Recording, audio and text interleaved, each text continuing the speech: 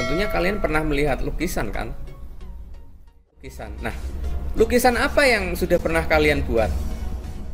Teman, kekasih, sahabat, maupun orang yang ada di pikirannya. Orang yang ada di pikirannya. Bisa bayangin nggak? Karena ini di dunia nyata itu nggak ada ya. Ini hanya ada di alam hayal sang pelukis itu.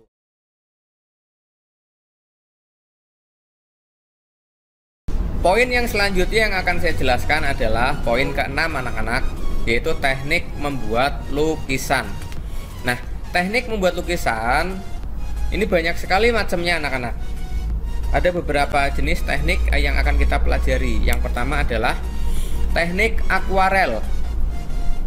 Adalah teknik melukis yang mampu menghasilkan karya dengan warna transparan. Warna transparan ini berarti kertas atau media gambarnya ini tidak tertutup sempurna ya, masih ada kelihatannya sedikit lah.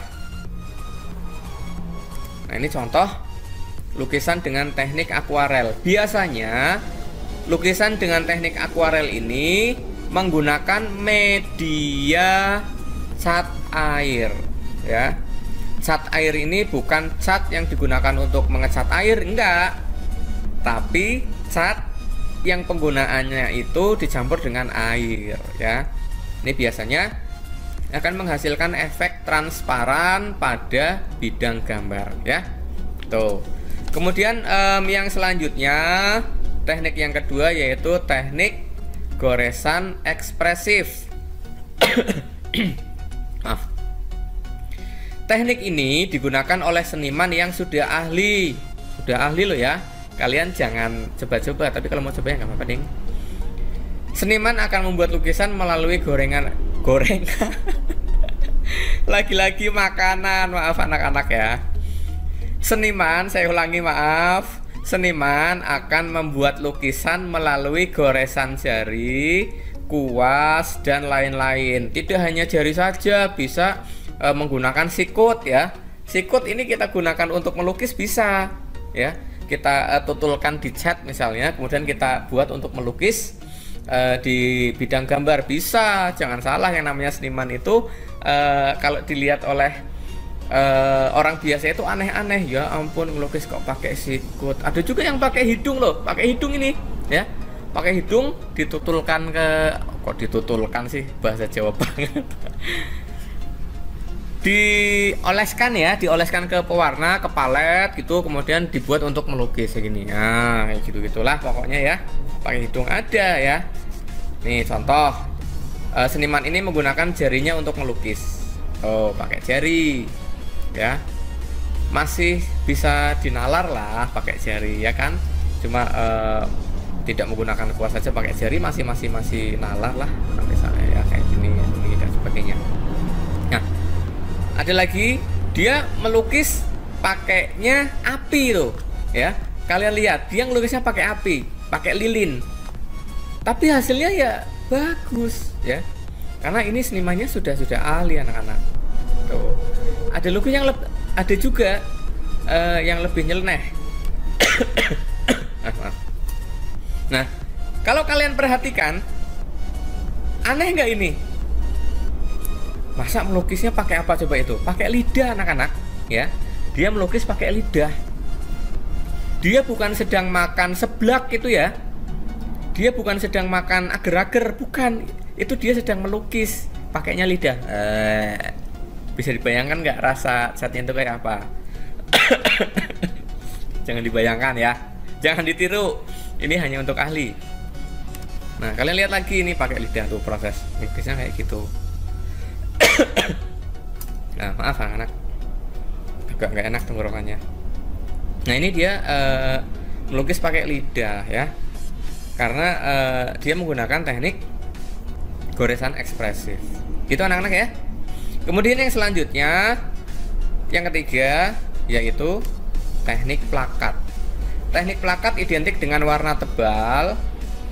Hasil lukisan akan pekat menutup seluruh media. Nah, ini kebalikan dari kebalikan dari teknik akuarel. Kalau akuarel itu kan ada kesan warna transparan ya. Pada bidang gambarnya itu kelihatan sedikit. Kalau yang teknik plakat ini bidang gambarnya tertutupi semua oleh catnya ya. Itu sampai sini bisa dipahami ya. Nah ini contohnya lukisan dengan teknik plakat.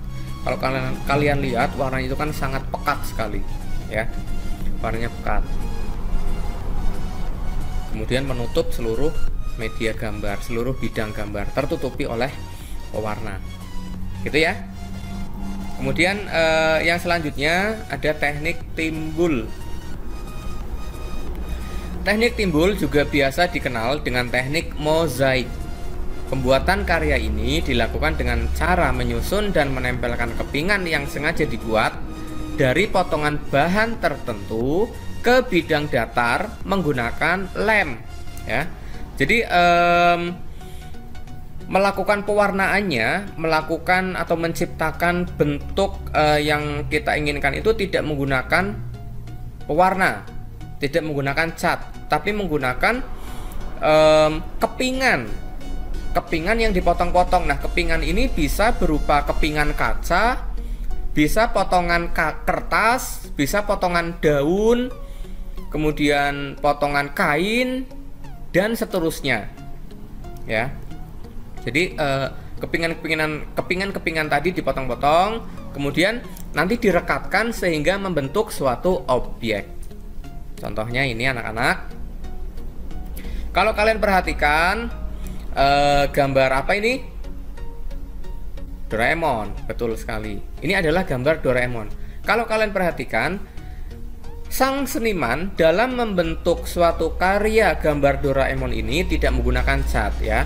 Dia menggunakan kertas yang digunting-gunting, kemudian dia susun sedemikian rupa sehingga membentuk objek Doraemon ini ya. Tuh, ya kan ada kertas warna ungu, dia gunting kotak-kotak. Kemudian ada, maaf, ada telepon nih dari Pak Jokowi ya. Pak Jokowi telepon, maaf ya. Itu anak-anak. Lupa di silent tadi HP-nya. Itu jadi kertasnya ini digunting-gunting, kemudian ditempelkan ya, disusun kemudian ditempelkan sehingga membentuk gambar, yaitu gambar Doraemon. Gitu anak-anak. Kemudian ada lagi. Nah, ini contoh pakainya batu ya. Pakainya batu disusun, atau keramik juga bisa. Jadi gambar burung hantu yang bisa kalian lihat di tayangan ini merupakan susunan dari batu atau keramik gitu ya. Ya pokoknya itulah, pokoknya kepingan bisa dari batu, bisa dari keramik. Kemudian disusun sehingga membentuk bentuk burung hantu. Nah, bisa juga kertas bulat-bulat ya. Ini kertas bundernya ini bunder. Lingkaran kertas yang kecil-kecil itu ada warna biru, hijau, coklat, hitam, itu didapatkan dari pembolong kertas ya, pakai pembolong kertas. Itu nantinya disusun sehingga membentuk suatu bentuk yang diinginkan. Paham sampai sini ya? Jadi intinya untuk teknik timbul ini mewarnainya, membuat bentuknya itu tidak menggunakan cat, tapi menggunakan kertas atau kepingan yang dipotong-potong ya, karena tidak selalu kertas, bisa batu, bisa kaca, bisa kain, bisa daun dan sebagainya ya. Nah, ini ada lukisan pada jendela, ini pakainya kaca anak-anak. Jadi kaca dipotong-potong sedemikian rupa sehingga menjadi sebuah gambar. Nah, ya, jadi ini dipotong segitiga seperti ini, kemudian dijadikan satu dengan segitiga ini dan seterusnya sehingga membentuk sebuah bunga mawar ya, dan seterusnya. Itu anak-anak, sampai di sini ada yang mau ditanyakan? Kalau tidak ada yang ditanyakan, saya lanjutkan poin yang selanjutnya yang harus saya terangkan, yaitu poin ke-7, alat dan bahan berkarya seni lukis. Alat atau bahan yang pertama adalah pastel dan krayon ya. Jadi saya yakin kalian tidak asing lagi dengan yang namanya pastel atau krayon. Meskipun secara fisiknya bentuknya hampir sama, tetapi sifat dan bahannya tidak sama. Pastel atau lengkapnya itu oil pastel dibuat dari lilin atau wax dan minyak oil atau minyak. Saya ulangi anak-anak. Pastel atau oil pastel terbuat dari lilin atau wax dan minyak atau oil, itu dicampur ya. Pastel sering dihubungkan dengan warna lembut ya. Jadi pastel ini warna-warnanya itu lembut, nggak ada yang mencolok. Kemudian yang kedua ada krayon oil pastel terbuat dari pasta minyak yang dicampur pewarna. Krayon jenis ini memiliki sifat lembut, mudah bercampur, akan tetapi sangat mudah habis dan meninggalkan remahan-remahan ya. Jadi ketika kita menggambar, melakukan proses pewarnaan ini nanti pewarnanya akan ada yang ketinggalan di bidang gambar, ada juga yang jatuh ke bawah ya. Itu kalau krayon oil pastel karena sifatnya lunak, lembut ya. Kemudian yang terakhir ada krayon. Nah, krayon ini anak-anak TK juga udah sering menggunakan ya. Krayon itu jenis wax terbuat dari lilin yang dicampur dengan serbuk warna.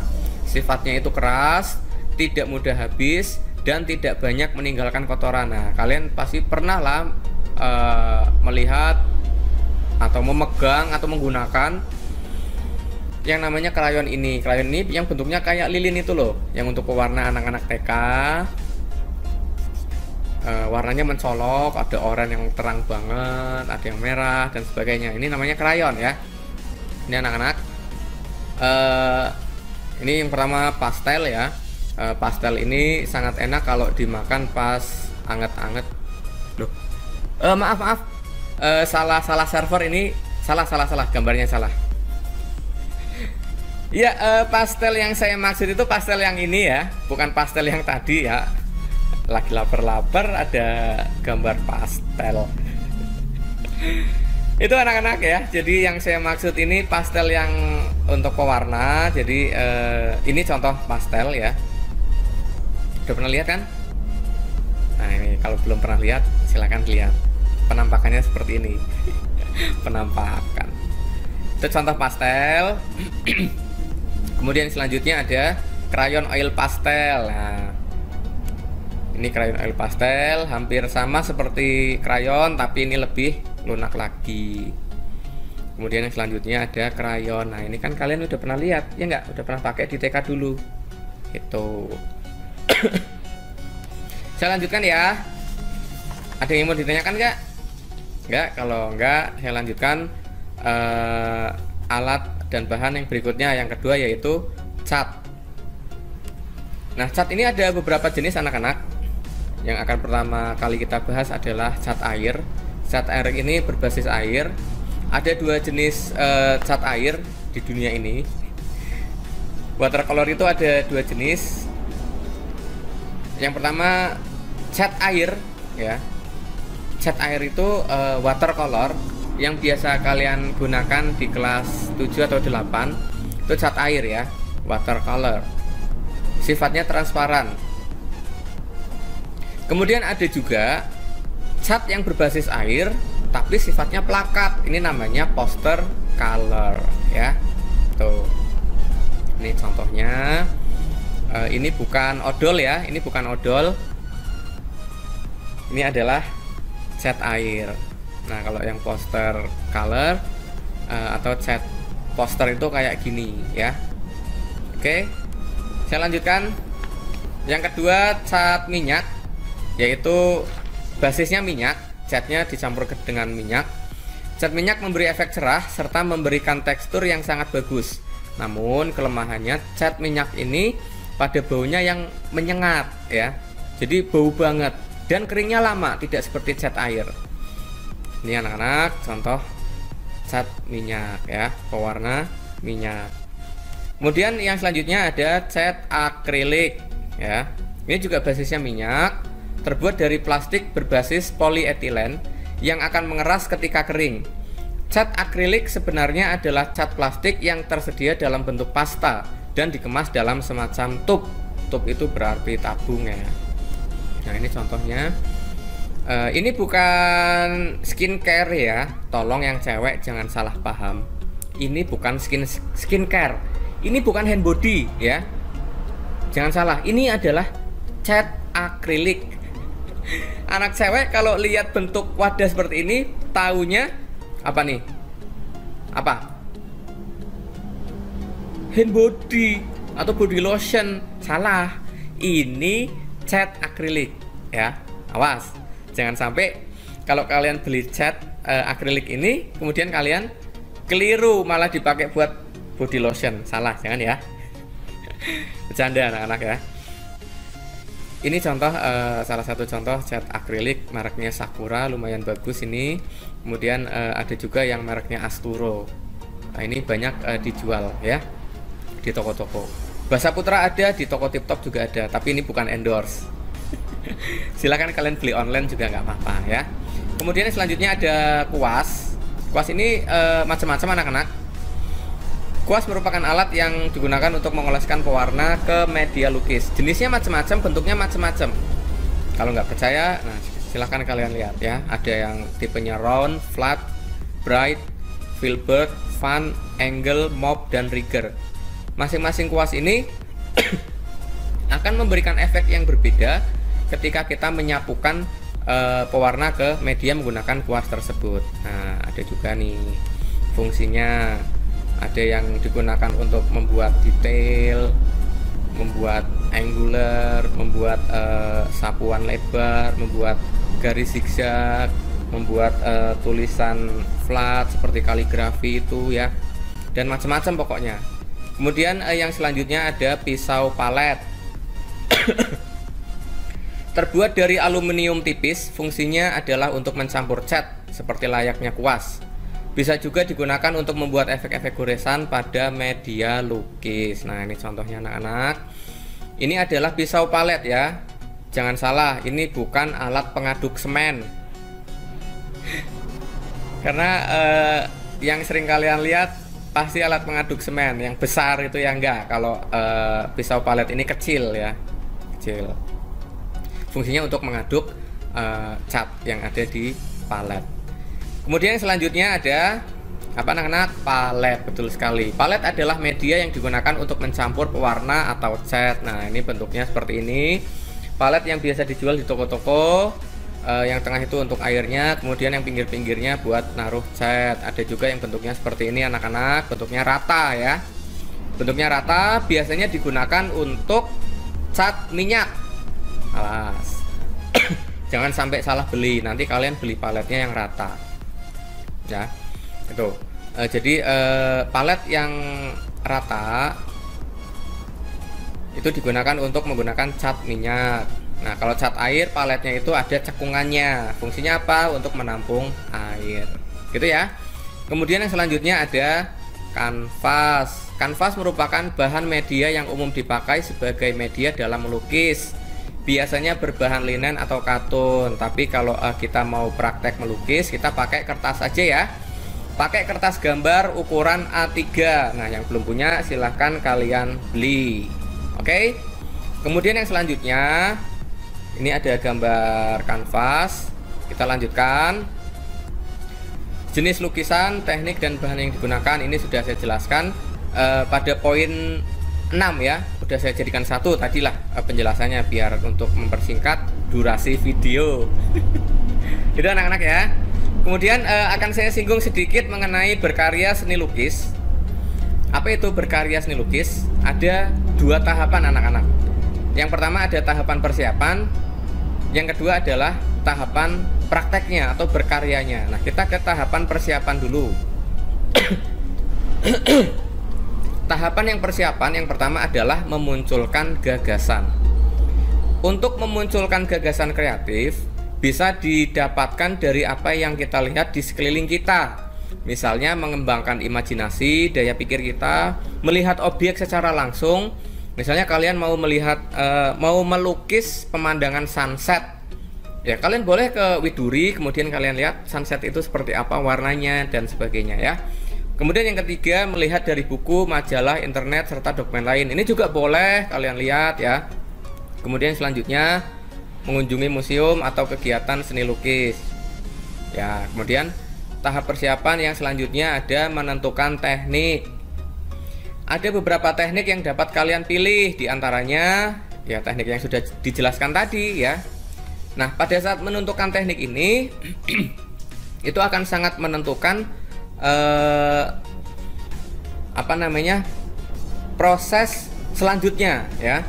Kalau kita proses mempersiapkan alat dan bahannya, maka sebelum mempersiapkan alat dan bahan, kalian harus sudah menentukan tekniknya dulu. Nah, kita anak-anak kelas 9 akan melakukan praktek melukis menggunakan cat air. Maka teknik yang akan kita gunakan adalah teknik yang pertama, yaitu teknik akuarel ya.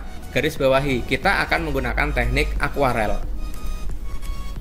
Kemudian setelah tekniknya sudah ditentukan, baru kita tentukan media berkaryanya. Maaf ya, yaitu bahan dan alatnya apa saja. Nah, kita lihat dalam tayangan proses ini adalah memilih media yang akan kita gunakan. Misalnya kita akan menggunakan kertas atau menggunakan media tembok, dinding, papan, atau media lebar lainnya boleh. Menggunakan media alternatif, misalnya kaca, cangkang telur, atau di permukaan benda pakai atau kerajinan. Mau menggunakan cat minyak atau cat akrilik atau cat apa ya, pewarnanya jenisnya mau apa yang akan kita pakai.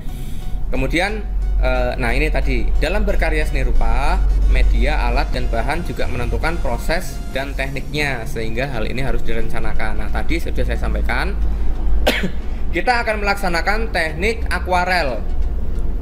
Kemudian medianya kita gunakan kertas ukuran A3. Kemudian pewarnanya kita pakai pewarna cat air saja ya, yang murah ya. Jangan menggunakan cat poster atau cat minyak karena harganya lebih mahal. Kita yang murah aja lah, jangan yang mahal-mahal ya. Oke. Kemudian selanjutnya ini ada contoh media lain, media alternatif yang bisa digunakan untuk melukis ya. Tidak hanya kertas saja, tapi kita nanti prakteknya di kertas saja ya. Ini sebagai pengetahuan saja supaya kalian lebih bertambah wawasannya. Ini apa ini? Ada yang tahu? Ya, ini adalah cangkang telur ya. Kita bisa melukis di cangkang telur seperti ini contohnya. Atau di tampah. Tahu tampah ya? Yang buat beras itu loh. Iya, ini tampah namanya ya. Bisa kita lukis. Ada lagi piring, bisa ya. Ada lagi apa ini, batok kelapa. Kalau ini bagian dalam batok kelapanya yang dilukis ya, kan sangat bernilai seni tuh anak-anak. Ada juga batok kelapa yang luarnya dilukis menjadi kepala harimau. Kepala harimau, kepala apa ini? Kepala burung hantu ya, seperti kalian yang sering menghantui saya. Bercanda. Oke, ini contoh lukisan pada batok kelapa bagian luarnya, lukisan kepala burung hantu. Kemudian selanjutnya, udah pernah lihat ini?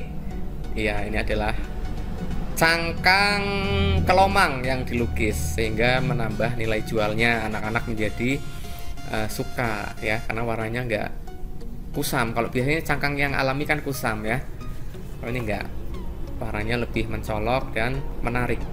Ada yang gambarnya SpongeBob, Angry Bird, Doraemon, dan lain sebagainya. Itu anak-anak ya. Kemudian yang kedua, tahap berkarya. Nah, tahap berkarya ini berarti tahap dimana kalian melakukan praktek melukis yang sesungguhnya, melaksanakan semua yang telah direncanakan pada tahap persiapan tadi. Nah, pada tahap berkarya ini penjelasan lebih lengkap akan saya sampaikan minggu berikutnya. Kelihatan nggak? Nih lah, minggir tuh. Penjelasan lebih lengkap akan saya sampaikan minggu berikutnya ya. Tuh kelihatan nggak? Kelihatan ya? Atau tepatnya hari Rabu depan ya. Gitu anak-anak ya. Untuk pertemuan kali ini, jadi lanjutan materi di video ini saya anggap selesai. Minggu depan saya akan menjelaskan tahapan berkarya ini secara lebih detail beserta dengan contoh praktek melukisnya ya. Nanti ada video praktek melukisnya supaya kalian bisa meniru di rumah ya. Makanya jangan sampai ketinggalan berita, update terus di grup WhatsApp Seni Budaya kelas 9 IJ ya.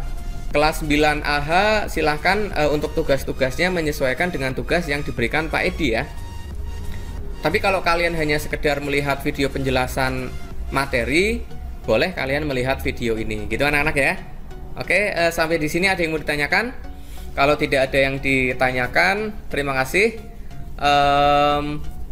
Saya ingatkan sekali lagi nih, benar. Sebelum saya tutup, saya ingatkan sekali lagi, jangan lupa kalian absensi di kolom komentar ya. Absensi di kolom komentar, nama lengkap, kelas, dan nomor absen, gitu ya. Oke, kalau sudah absen semua, jangan lupa di like. Nanti informasi terbaru akan saya update di grup WhatsApp Seni Budaya.